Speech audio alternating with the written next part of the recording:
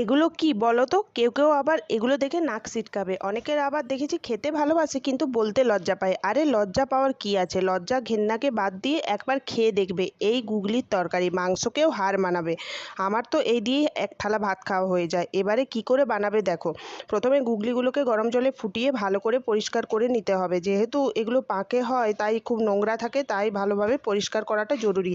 এবার নুন হলুদ মাখিয়ে লাল লাল করে ভেজে নাও। ভাজা হয়ে গেলে তেলের মধ্যে পাঁচফোড়ন আর পেঁয়াজ কুচি দিয়ে ভাজতে হবে। পেঁয়াজটাও ভালোভাবে ভাজা হয়ে গেলে কুচি কুচি করে আলু কেটে দিয়ে দেবে। এবার পরিমাণ বুঝে নুন হলুদ দিয়ে আদা রসুন আর কাঁচা লঙ্কা বাটা দিয়ে দাও। সামান্য নাড়াচাড়া করার পর টমেটো কুচিগুলো দিয়ে দাও। এরপর একটু ভেজে নিয়ে ধনে গুঁড়ো, জিরে গুঁড়ো, কাশ্মীরি লঙ্কার গুঁড়ো আর মিট মশলা দিয়ে দাও।